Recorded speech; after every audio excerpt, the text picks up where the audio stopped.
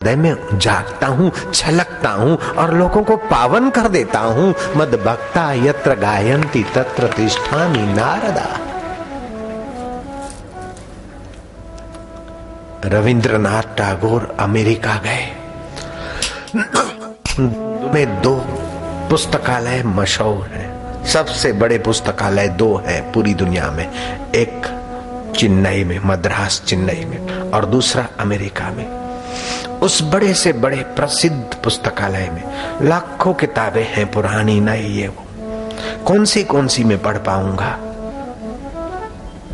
रविंद्रनाथ टैगोर पहुंचे वहां और बड़े इतने विशाल पुस्तकालय की बड़ी ऑफिस, कई लोग काम करने वाले थे। उसमें जो मुख्य ऑफिसर था उसको जाकर कहा कि तुम्हारी लाखों किताबें तो मैं नहीं पढ़ पाऊंगा, सबसे बढ़िया में बढ़िया जो इस पुस्तकालय की निगाह में पुस्तक हो, सबसे ऊंचे में ऊंची, आखिरी दर्जे पर जिसका सम्मान होता हो, ऐसी कोई पुस्तक बताओ, दो, मैं वो पढ़ लूंगा, मुझे ज्यादा वक्त नहीं है। ऑफिसर उन्हें ले गया एक खास जगह पर और खास हिफाजत से रखी हुई कुछ चुनी हुई पुस्तकें आदर से रखी हुई, उसमें भी विशेष आदरणीय जगह और विशेष सजी धजी रीत से वो जो कीमती वस्त्रों में लपेटी हुई थी, एक वस्त्र हटा, बड़े आदर से, इत्मीनान से, श्रद्धा से दूसरा वस्त्र हटा।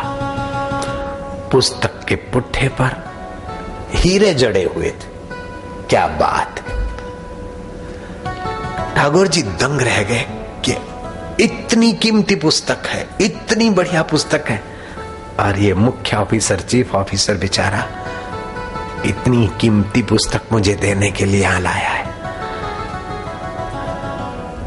सोचा कि सबसे कीमती तो इन लोगों का बाइबल होगा, अपना धर्म ग्रंथ ही तो कीमती मान कर रखा होगा। लेकिन अभी क्या है पता नहीं, लेकिन उस जमाने अमेरिका में अभी भी कई लोग तटस्थ हैं, कई लोग समझदारों की ऊंचाइयों को छूने वाले रहते हैं, चाहे किसी धर्म में हो, सभी धर्मों में समझदार लोग हैं।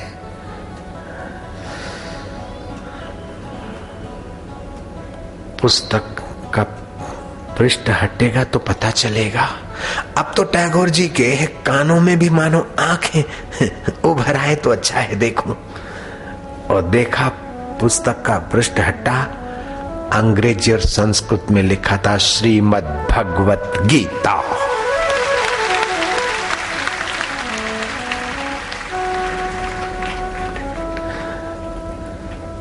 तुर्क का प्रधानमंत्री बुलेन एवस्टिन, 5वां प्रधानमंत्री, उससे पूछा गया कि तुम प्रधानमंत्री बने, उसके पीछे क्या राज, क्या रहस्य है?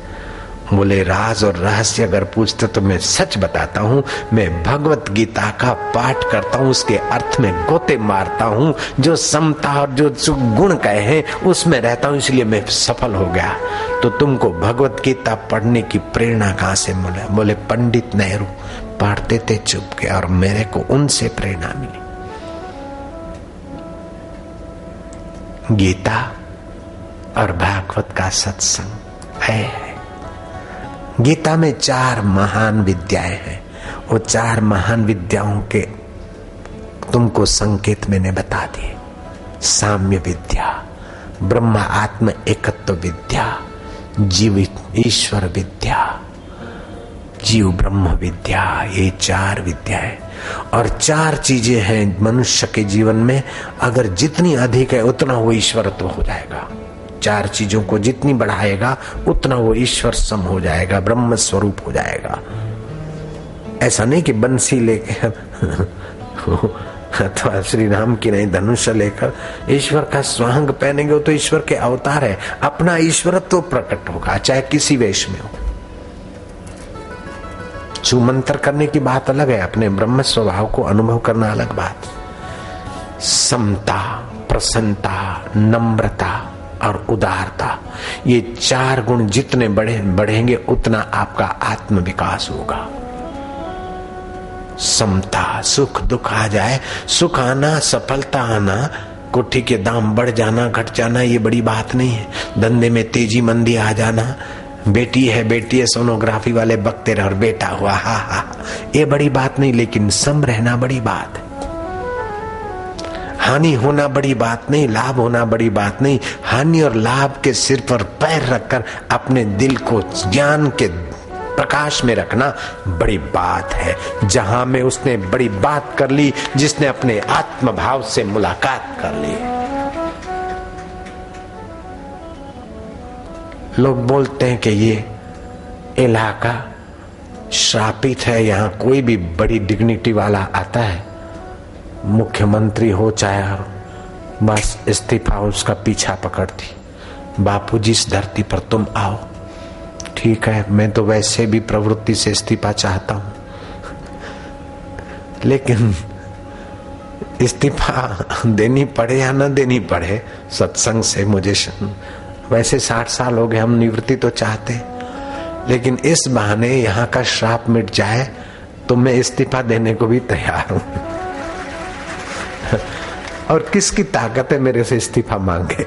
मेरी मौज की बात है। नेताओं की कुर्सी दूसरों के हाथ है और मेरी कुर्सी मेरे हाथ में।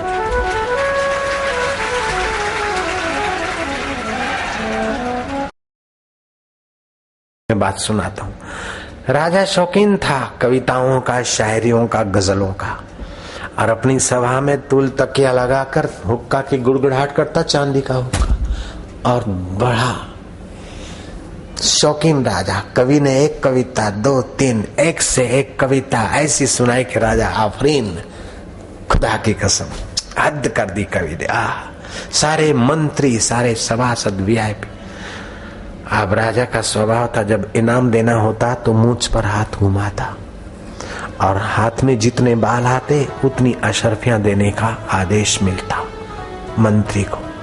मंत्री समझ गए कि राजा ने तुल तकिया सीधा किया है और मूछे, तो मैं क्या करूं, उसकी एक्शन नहीं हो सकती है, राजा जैसा तो नहीं है यहाँ। फक्कड़शाही से जो हुआ आप मान लेना, ये थोड़ी देर के लिए आप मेरे को वही राजा मान लेना। एटता है, मूछ एटते एटते उसके मूछ हाथ में एक बाल आया। हरामजादे राजा ने क्या करा,